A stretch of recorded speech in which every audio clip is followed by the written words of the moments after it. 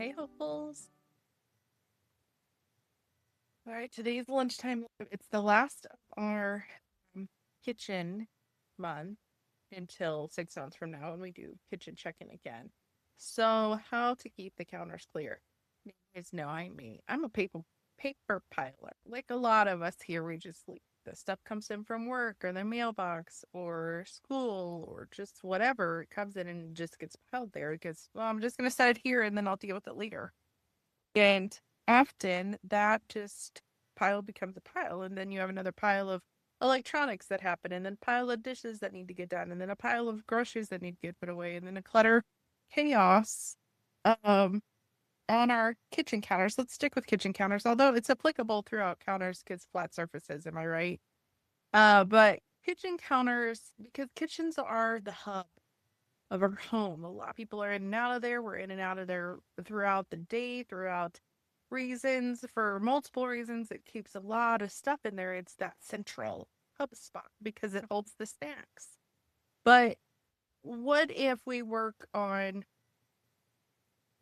creating systems and zones to that countertop space to maximize it, right? To make sure our prime real estate, which is a countertop space, is being used properly, decluttered consistently, but you can sustain it. So if you have a paper pile and then you put in the paper basket, right? And then every Sunday you take the basket to the office and process the paperwork. So now you've got that habit in place, right? So you've noticed it. This is a problem. This is a paper problem. But then kind of the paper has sprinkled. If you give it a home, if you give it a zone, if you give it a purpose, here's my basket. All paper products go here. So then you have a zone for it, right? You have a home for it. Next, we build on that by making a system for it, creating that sustainable stuff for it. Great, it's in the basket. Now what are you going to do with it? Oh, right. Every week I'm going to go through it. But even if you take all the scattered paper piles across the countertop, let's throw the tabletop in there too. If you take all those paper piles and give them a home, then you just have to work your home. Then you'll have the clutter sprinkled throughout the flat surfaces. Now, I will say we have had like I've gotten, well, what if I need something? Well, guess where it's gonna be? It's gonna be in that basket. So if your kid's like, Mom, you didn't sign my field trip paperwork, it's gonna be in that basket. And then so maybe the habit needs to be it doesn't make it to the basket, it gets processed immediately. So if you're walking in with the mail, you are pre-sorting, this is gonna get trashed, this is gonna get shredded, this is gonna go to the basket.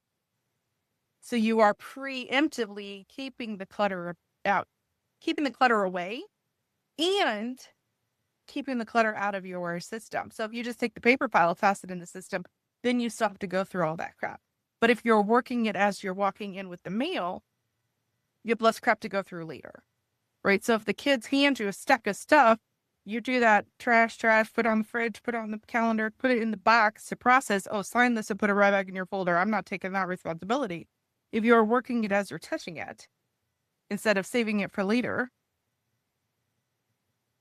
now you have a system in place to support the spot you've already set up to sustain that organized life, right? Because you don't want to have just all the paper goes in the box and that's that. Right now you've just foamed clutter. We're not moving clutter around. We are trying to create the systems to defeat the clutter. Maybe you have a spot on your counter that is for food prep.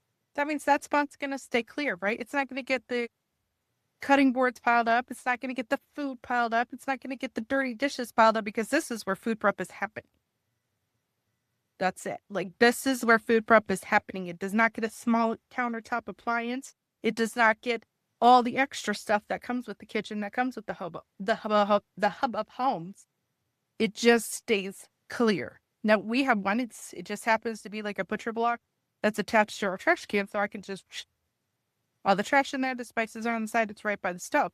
So it's all like right there. I don't have to go over there to food prep. I don't have to come over here to do this. I don't have to go over there to do that. This is for food prep. So if something's on it, that means that something's not in its home. And it should be a quick reset to put it home. Like the air fryer's there, it should just be a quick reset to put it at home. but it has a zone, it has a purpose. So once something has a zone and a purpose, and you're focused on maximizing that countertop prime real estate areas, then it doesn't get something else. It's already spoken for. This parking spot is full. You cannot fit another purpose on this countertop zone. Right? So if you have the microwave sitting on the countertop, it's not going to be something else just because the space doesn't have like a small appliance or countertop built-in feature doesn't mean it can't have a designated zone for doing stuff, right? Like you can have your paper basket gets a designated zone. It may end up getting on a curtain rod or like a little on the wall rod, so it's not on the countertop. That's up to you, right? If you have an electronics plug box instead of just like cords and crap all over the place, yes, that might be a pet peeve for me, but I just don't like all the cord clutter. It's got a home, right? It's got a purpose. It's got a zone. Nothing else goes there because that's the charging station. Nothing else goes there because that's the food prep station. Nothing else goes there because the microwave's there. It's the same concept. If it's a clear zone, then the clutter can't come in that space. It just can't. It is a clear zone, so nothing else can come there. Now, I understand, like, if you've got a basket, you can just scooch the basket, pile crap next to it. But over time, once you get into the built habit of papers don't go over here, and over here, papers go here. And then once papers are consistently here, you are Sunday, 3 out of the 4 of the month, you actually make it to the office to process those, or whatever day of the week or evening. Maybe it's a Tuesday night while you're watching TV. Whatever that is, it's consistently happening so that basket's staying productive. It's not just carrying clutter, right? You created the system. You're maintaining the system. And that's keeping your countertops clear. It's keeping those zones sustainable. So it's those minor fixes of this is a problem. What is the problem? For me, it was it's the table. It's flat surface, honestly. But I've put a system in place for the electronics, keep the cords hidden. Right? There's a food prep station. There's my coffee space. Don't screw with my coffee space. And it's right by the sink, and I don't like a lot of stuff on the counter by the sink. That's what the sink's for, and then I empty the sink, right? That's the habit. Even if the sink is full of clutter, you have the habit of doing the dishes near every night. That's the steps, right? Here's your clutter. Here's the zone to give it a home so it doesn't just remain clutter. Here's the step to keep these things from happening again. Right? It's the dishes have piled up on the countertop in the sink. Now everything's in the sink. Now we're doing the dishes every day. The pile is papered up. The pile papers have piled up here, here, and here. Now we're going to give it a home here. Every week I fix that zone. Right? The food comes in. It gets distributed throughout. It gets prepared here. And then you're good. You see where I'm going? So if you've got the zones aligned, you can fit in that 3S method to make sure your zones are now set to serve you. You just have to figure out where those hot spots are. Is it the dishes for the sink? Is it the paper piles everywhere? Is it you don't have anywhere to do food prep? For me, it was the kitchen table. Now I have a pretty.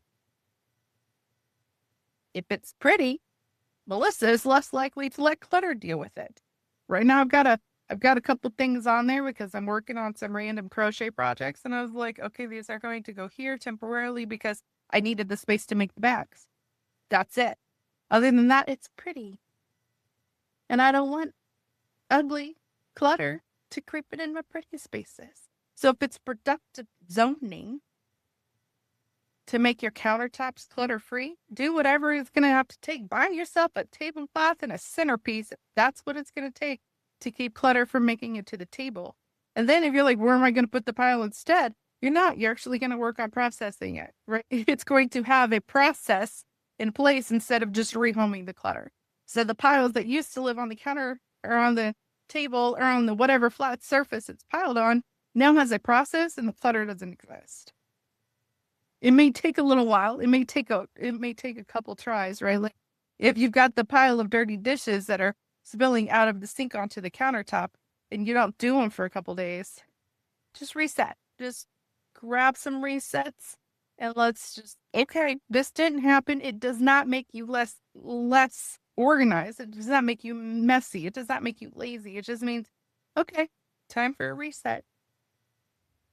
Okay, time to make this work better. Oh, okay, this could work better if this is a problem. I'm seeing the problem. Let's make a zone and production process for it. Then we keep it that way. You've got to identify where the clutter is. You've got to install a system, but you actually have to make sure that system's working. And if it's not, don't be afraid to fix it. Don't be afraid to make a space work for you. Maybe you need one of those pre-divided things for the papers to go into instead of just a basket. Make it work for you. And use what you have. If you need ideas, just let me know. I've got free consult calls. I think there's still some. It's Thursday, so there should be some open time next week. If you're like, Melissa, I don't understand. Cool. Let's just chat it out. Let's just talk it out. Let's explain how the 3O's method can make your countertops clearer and how you can make systems work for you and sustain that organized life, which is goals, right? We're still in that first month of a new year. It's still goals are happening. We are probably like, oh, well, that was a really great 2 week start. No, this is a lifestyle. It's not a start. It's not a, yeah, it's the path we're choosing. We are choosing an organized life. Here are the tools that do it. Create the zones. Make it happen. Identify what needs done. Make it happen. If you need more ideas, let me know. If you need more ideas and my schedule doesn't align with your schedules, check out the library. It's a 30-day free trial. You can get all the resets, the clutter challenge, the 30-day room resets, the audio, the guided audio recordings, all the things are in the library. You get to try it for 30 days for free. So by the time spring hits, your kitchen could be dope, right? By the time spring hits, we're moving into kids' room next month. You could be ready and rocking and rolling for the kids' room or whichever room you need to work on. Next month is the kids' room. We're going to wrap up the kitchen this month. We're going to move into kids' room next month. And yeah, work on that simplifying, sorting, sustaining, and living an organized life. So that's it. Till next time, stay hopeful.